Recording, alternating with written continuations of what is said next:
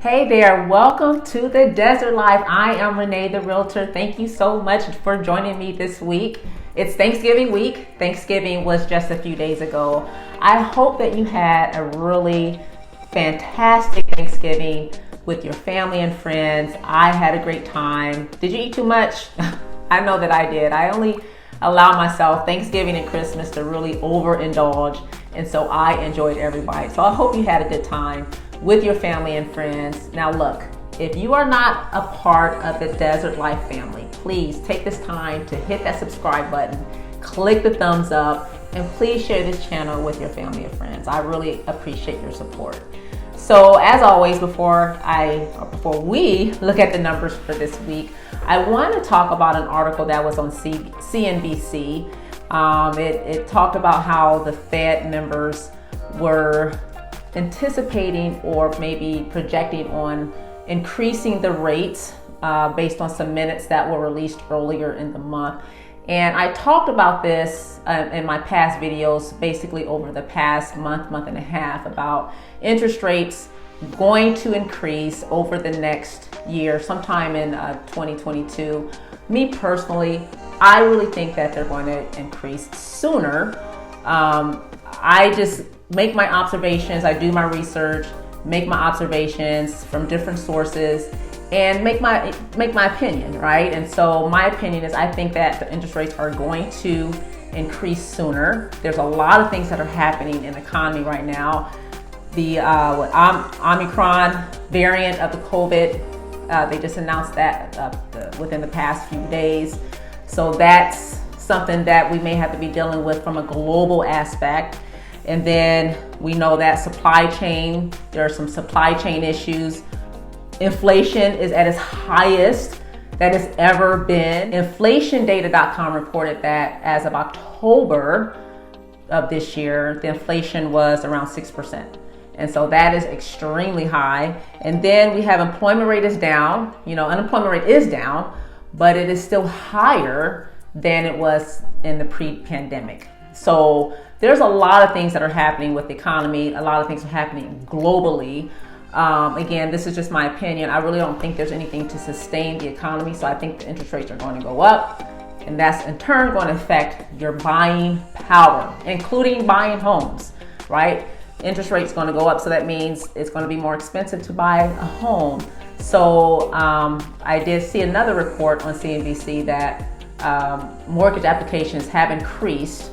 It was like around about 1.8%, but a few weeks ago it had decreased to like 2.8%. So it's really not that much to talk about as far as mortgage applications. So, but there are some buyers out there that are trying to get their mortgage set in stone before interest rates go up any higher. So let's take a look at this article. So it's various participants noted that the committee should be prepared to adjust the pace of asset purchases and raise the target range for the federal funds rate sooner than participants currently anticipated if inflation continued to run higher than levels consistent with the committee's objective. Okay, they've really been talking about interest rates. Basically, let me back up a little bit. I know they talked about maybe like a month or two ago about decreasing bond purchases, which in turn will affect mortgage rates. So now they're talking about, okay, these rates may go up sooner. This article goes on to say, following the 2-day session that concluded November 3rd, the Federal Open Market Committee indicated it will begin cutting back on the monthly bond buying program that had seen it purchasing at least $120 billion in treasuries and mortgage-backed securities. So again, my opinion is that the rates, they're eventually going to go up. I believe that they're going to go up sooner than what they had originally anticipated, based on what we just read here and just some other factors that I've made, or some other observations that I've made, that I've been making over the past few months. All right, so let me know what you're thinking about that. Do you think that mortgage rates, or the rates overall, are going to go up sooner than anticipated? I would love to hear your input on that. Okay, so let's jump into our numbers for this week. Our monthly median sales price for the greater Phoenix area, all dwellings, as of November 25th, this number was 425,000. My last report, which was 2 weeks ago, it was 425,000. So it is unchanged.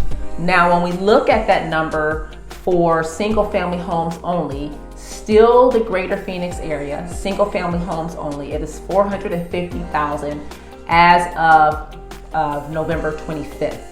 Now, my last report, it was 444,870. So we do see a slight increase there. So our monthly median sales price for single family homes have increased just a little bit. Now, as always, we do look at a West Valley city. And so this week is going to be Glendale. Now, I think Glendale is pretty affordable compared to some of its surrounding cities.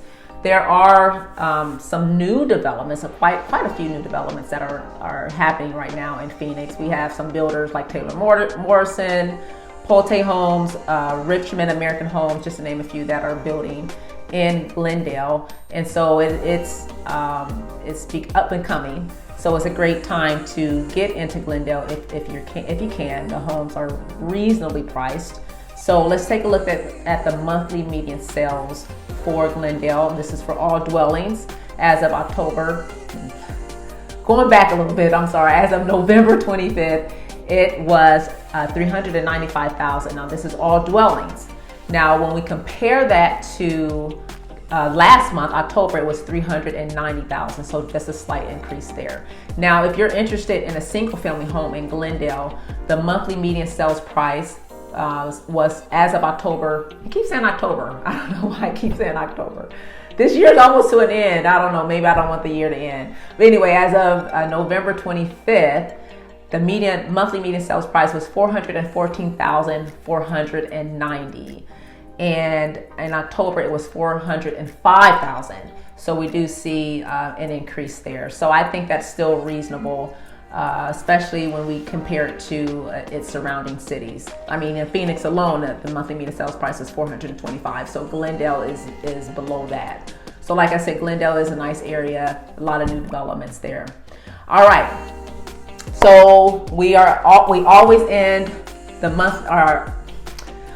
end the weekly market update with the Cromford Market Index. And so let's take a look at this chart. I want to share this chart with you guys. So this is just for the Phoenix area only. So if you look here, I pulled up the last 3 years. And so the brown line represents 2020. The blue line represents 2021 this year. Green line represents 2019, and then the orange line represents 2018. So as of November 25th, the Cromford Market Index was 334.1. So now we know that, or if you haven't seen my videos, I'll explain real quick that if the Cromford Market Index is above 100, it's a seller's market. If it's below 100, it's a buyer's market. And if it's around 100, the market is as balanced as it possibly can be. So it's been over 300. As you can see, the chart here, the blue line, it's been over 300 for a while. And even at one point in 2020, it was over 550. So it's been consistently a seller's market for some time. But look, let's compare that to 2018, okay? 2018, 3 years ago, it was 134, still above 100, right? We talked about if this number is above 100, it is a seller's market, but it was more balanced back in 2018 than it was in 2021. And even just last year, it was 379. So it's been a seller's market for a while. And I mentioned this in my last video that it's probably going to be a seller's market for a little bit more time. I do anticipate home prices to not go down significantly like it happened in the 2006, 2008 crash. I do believe that buying will slow down, especially with mortgage rates increasing. You know, that's going to make buying more expensive. So I do anticipate that it's going to, the home prices are going to slow down there because homes have been appreciating really quickly, rather fast during this whole time. So I just believe that it's going to slow down just based on what I see. Look, I just look at the data and I make my observations and my opinions based on the data. All right, so now let's take a look, or let's talk about our supply index and our demand index. Supply index, if this number is above 100, we have more supply than usual. If this number is below 100, we have less supply than usual. So our supply for this week as of November 25th was 31.6, way below 100. So we have less supply than usual. And then our demand index, if this number is over 100, we have more demand than usual. If this number is below 100, then there's less demand than usual. And if it's around 100, demand is as normal as possible. And our demand for this index, our demand index for this week was 105.4, just a little bit above 100, but it is close to 100, and it's been around 100 for the past few weeks. So demand is as normal as it possibly can be right now, but because supply is so low, demand is outpacing supply, which is creating our seller's market. Okay, so there you have it, your market update for this week. Look, I would love to hear from you guys. If there's a city that you want information on, please drop a comment below. I'll be happy to provide that information. And as I said earlier in the video, I would love to hear your thoughts on inflation and the supply chain issues and some other things that are happening in the economy right now. I would love to get your input on it. So as always, thank you so much for watching. I'm Renee the Realtor, and we'll see you next time.